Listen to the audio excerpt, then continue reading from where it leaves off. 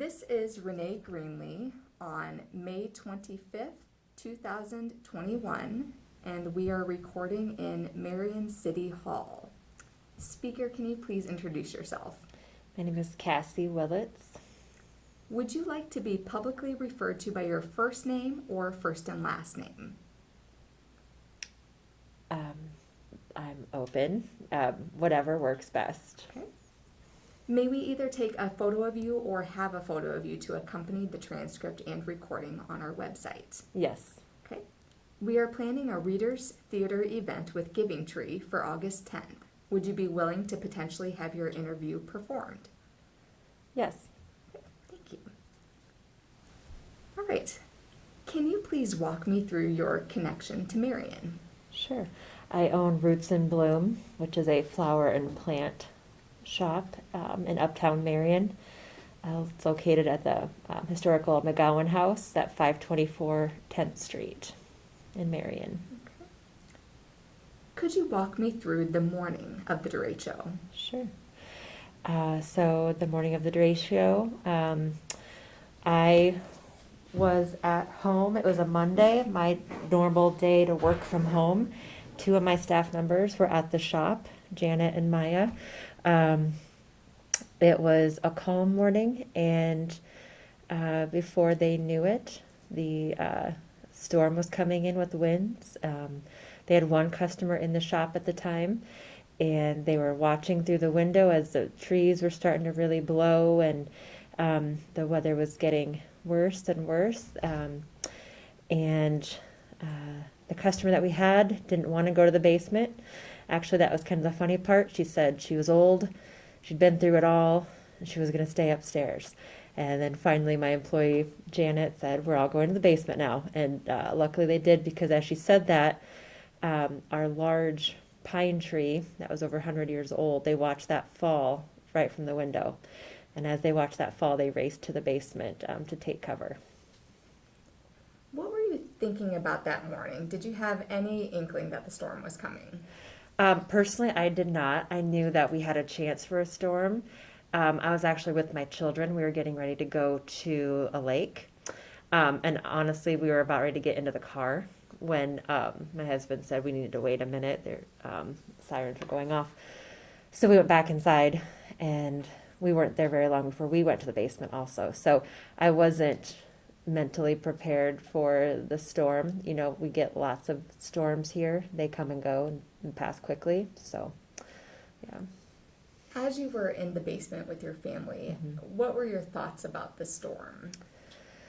At first, it was just, in my mind, a regular storm / tornado drill for us. Go to the basement, you know, we have our blankets and this and that.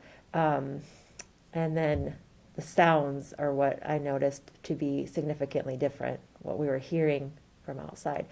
And my husband was watching it through a window in the basement, and his reactions, and he doesn't react to storms. So his reactions actually, to me, alarmed me, because he was getting alarmed, and he was telling me scene by scene what he was viewing.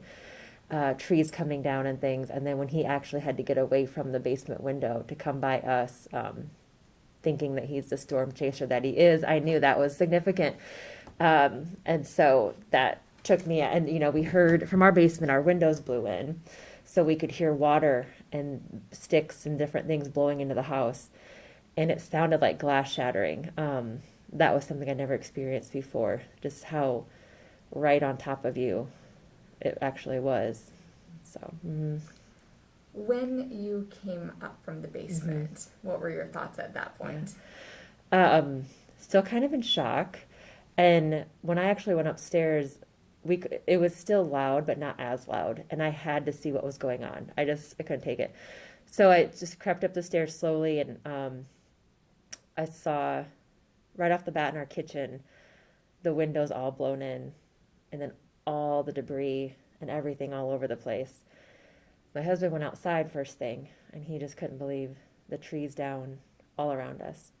Though we're incredibly lucky, we had a very old, huge tree in the front of our yard that was had a hole through it, almost all the way through it, and that could have fallen on the house, which would have just came all the way down and crushed it. So that not happening, I felt gratitude immediately, and so I think just still in shock. You know, there were so many power lines and things, we couldn't really step too far outside the house, so we were just kind of taking it minute by minute. But soon neighbors were all starting to come out of their houses, and we were all kind of making sure everyone was okay.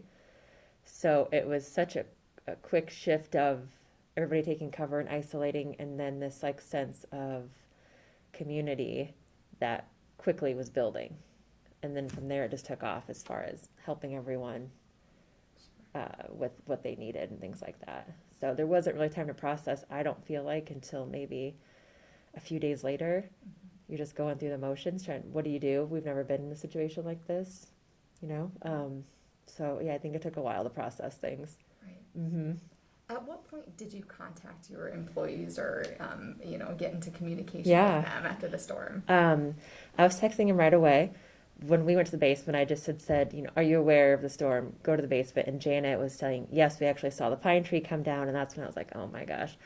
And so we was texting them throughout the storm. And then, and afterwards, we were not able to go to the shop or to leave our house for a few days. We were just blocked in.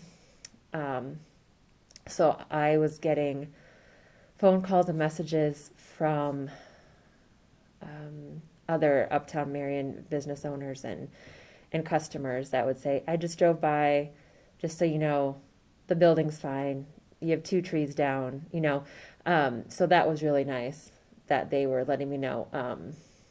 So I was getting a lot of communication as far as that went, which was good. But I didn't get to see the shop myself, and it was probably 3 days or so. Mm-hmm. When you mentioned the pine tree a few times, and I do want to come back to that. Can you tell me a little more about that? Yeah. It was a significant part of Uptown as far as just historically. So the McGowan family drove to Canada.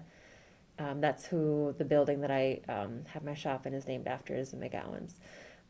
They drove to Canada and bought it when it was a baby and tied it to the top of the car and drove all the way back. So it was over 100 years old. And it grew to a place where even adults could walk under it without hitting their head on branches. And there were limbs that were perfect sitting spots for people. So we would constantly have children that came there and got their picture taken on these limbs, or built forts under there. My own children built forts under there, for the past 3 years or so. And would play under there because it was shaded. We had a bench under there people could sit. We've had nursing mothers stop and sit there because they felt like they were kind of sheltered. So we kind of called it the giving tree. And so and it's just something that I didn't think would ever get damaged. It just was so strong and secure. And so when that came down, it actually blocked 10th Street. It was so tall.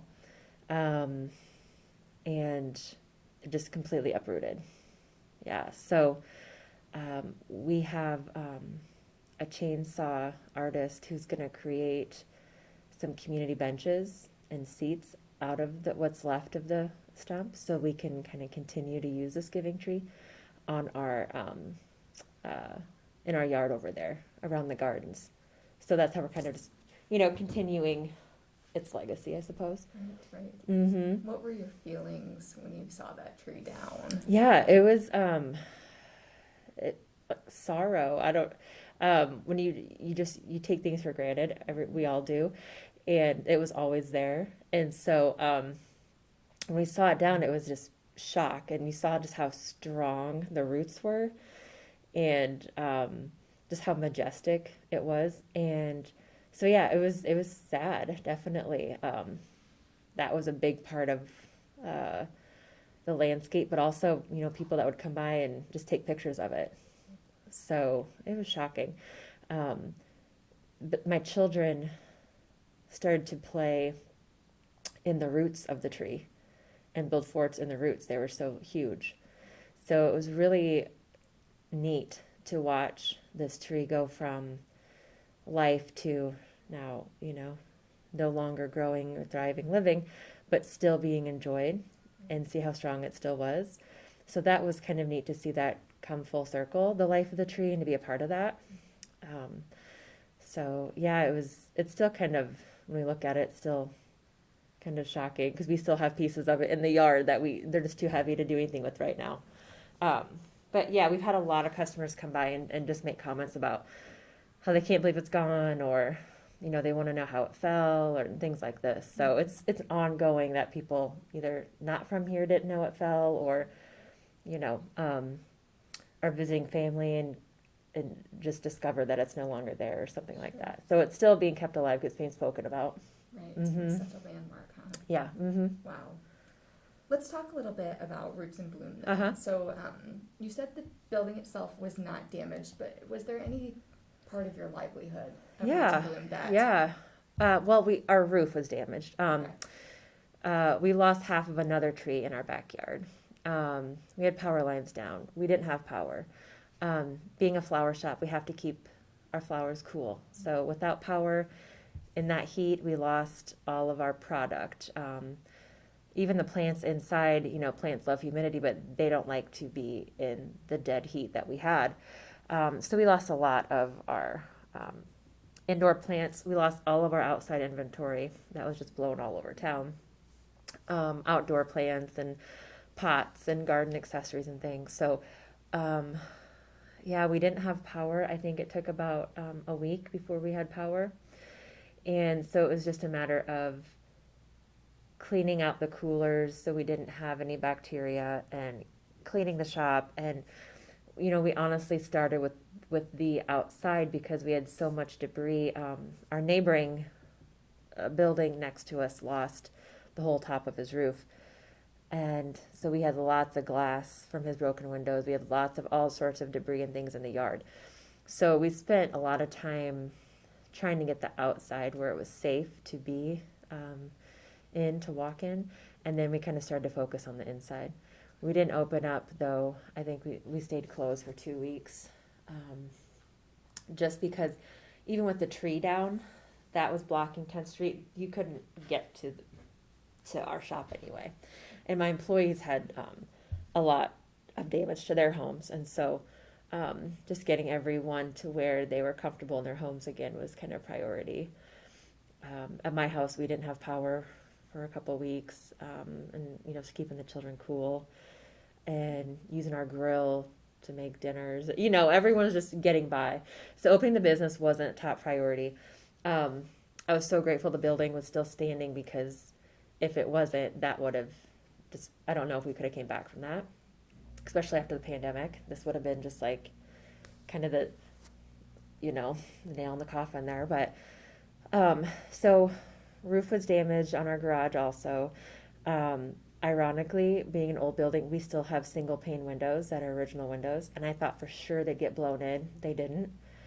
And when you look at, so the building was built in 1856, and you look at the other buildings that were built in the same era around us, they all lost the tops of the roof plus the whole top. We didn't. And so it's really a wonderful thing how it's almost like those who lived in the house before us, I think, were watching out for us and kind of, letting me know we like what you're doing here. So that was it was such a blessing to still be standing, and couldn't even believe it. But so that's really been it. We're still finding some things as spring comes, and we're trying to get the gardens back. We like to plant flowers that we're going to be able to use. So everything we had planted got destroyed. So we're going back into those garden plots and kind of starting from scratch, and still finding glass and debris, pieces of people's roofs. So it's a lot longer process than I anticipated. After the snow from the winter melted, you're like, wow, it's still here. So power lines and you name it, we're still finding it. So we're just kind of chipping away bit by bit to kind of restore the grounds and things like that. We've noticed some shifting of floors inside, and I think we'll see things like this in many buildings for a while. Like, you're not going to see all of the issues structural. So we're seeing, like one room in particular is kind of sloping now. Floors are creaking where they didn't. So just little things that I'm trying to be aware of, as a caretaker to the estate, the house. So, yeah. Wow. Mm-hmm. As far as repairs or recovering the business, do you have any experiences with insurance that you'd like to talk about? Yeah, or- well, so our building is a historical landmark. So it gets tricky with what insurance considers damage because it's an old building and what they consider damage because of natural disaster. The city currently owns a building that we're in. It was donated to them from the McGowans. We were in the process of buying it, still in the process of buying it. So we're going through all these motions with that. But some things, insurance did cover a new roof, which it already a new roof, so it's kind of like, okay. But there's other things that we're still actually waiting on. There was some different issues with pipes and things like this, and they're kind of saying, well, it's an old building though. Well, we had this happen. So it's going to be kind of a process of going around. My house, though, I can speak on that, just as far as the biggest thing that surprised me that I didn't think about was the after effects of things, not knowing what all was damaged. It's a lot of back and forth with your insurance company. So initially, these are what's happening. The kitchen pretty much needs gutted. That bedroom on that same wall, the ceiling needs redone.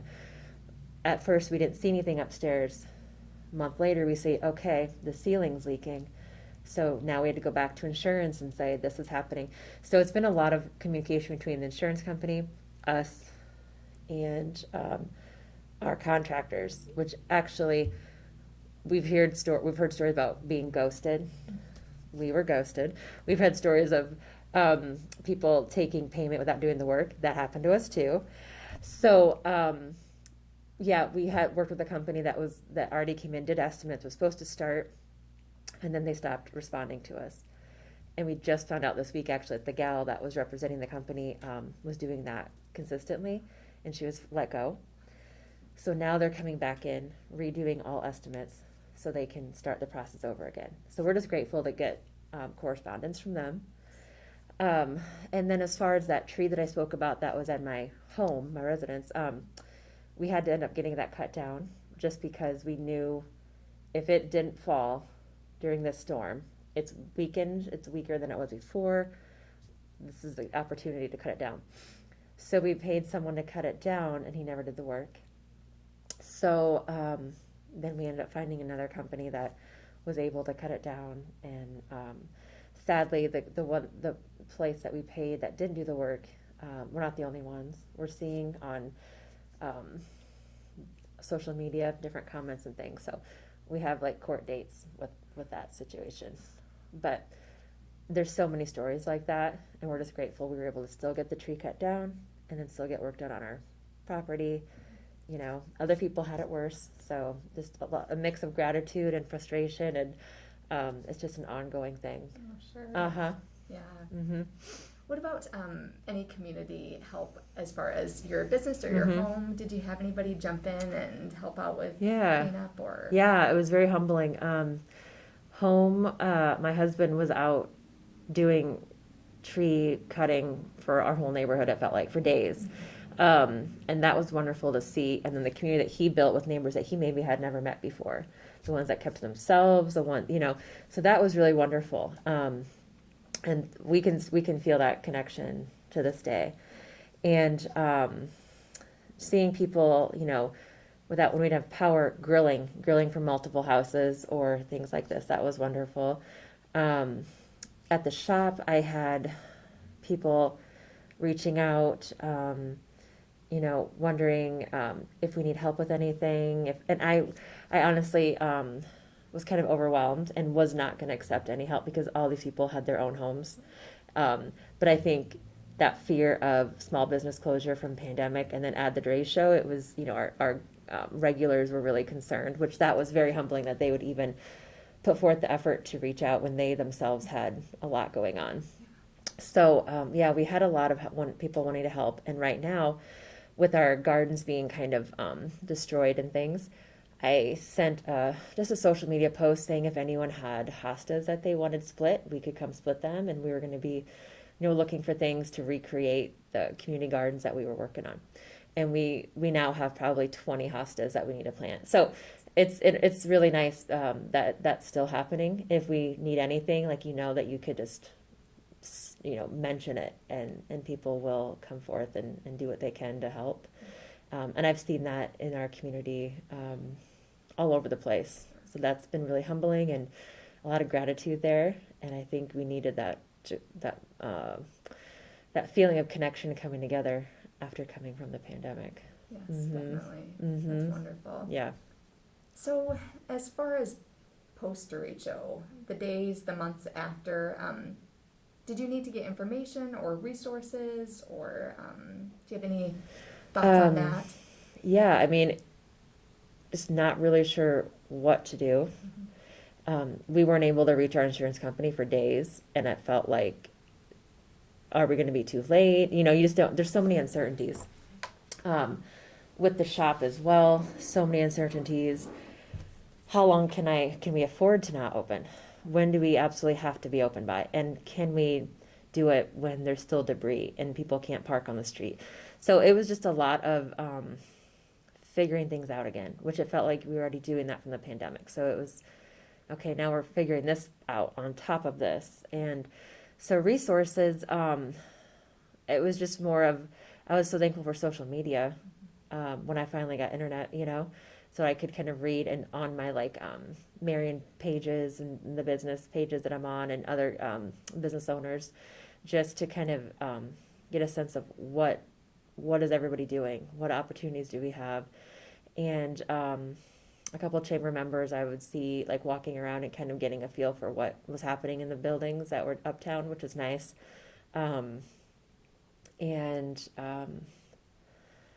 Yeah, it was nice to know that, Brooke was emailing and, reaching out and what does anybody need. So that was nice. Mm-hmm. Yeah. So thinking about, we were about 9 months past Derecho, which is amazing. Yeah. How are you still affected, or how is your family or your business still affected by the Derecho? Yeah. Family, we're still waiting on reconstruction of a couple rooms in the house and things like this.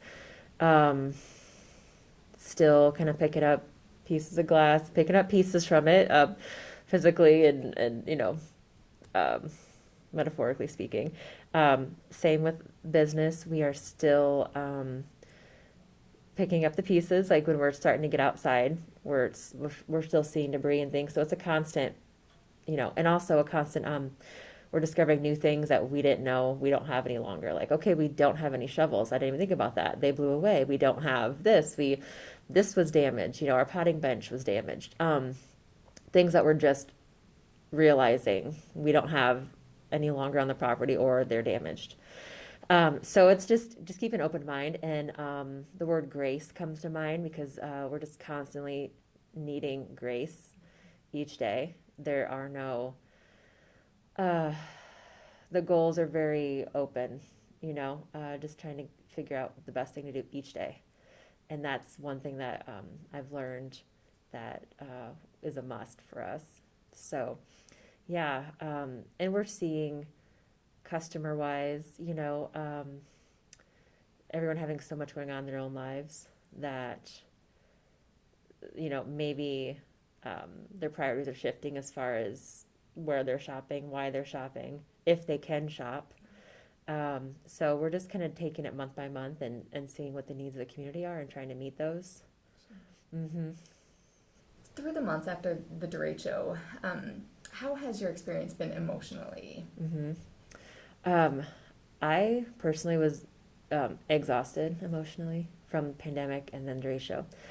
I didn't realize I was exhausted because I had to switch gears so quickly. during the pandemic, I just switched gears constantly, and here comes Derecho. Okay, I'm still on this like trauma response of figuring things out. So it was okay, just figure out, figure out, figure out. And then I just kind of like broke down because I realized I didn't know how to figure this out. And I was so tired of figuring things out. And I remember feeling like and saying to my husband, I'm so tired of figuring things out. And I just cried when we got to the shop finally that day. And I was just, everything I was working so hard to keep open the past year. And now we have this. And I think I felt that, just emotional exhaustion. And then you kick it back into gear because you need to start doing things. And so I would feel it periodically.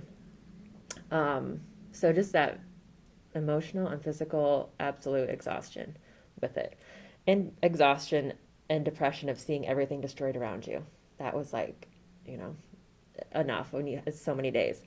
So we actually just took a day trip to Decorah. And when I was around trees, I couldn't believe it because it felt so sad because we didn't have that here. But I just realized how connected and how nurturing trees truly are, and we took that for granted. So that was just depressing, just the scenery and how the nature shifts. And and still to this day, as I'm driving through areas that are now getting developed for housing that were beautiful forests and trees, it's really sad to watch. We need those areas in our daily life for connection and calm, and now there's more areas that are without them. So yeah, it's not so much exhaustion, it's just dealing with it and shifting your perspective and finding new things that can bring joy. It's that constant emotional, physical, mental balance and harmony. Mm-hmm. Sure. Cassie, is there anything else that you'd like to talk about regarding the derecho? No, I think that covers it. All right. Well, we appreciate your time, and thank you so much for your perspective. Mm-hmm. It was wonderful to meet you and talk to you. Yes, thank you. You too. Thank you. Mm-hmm.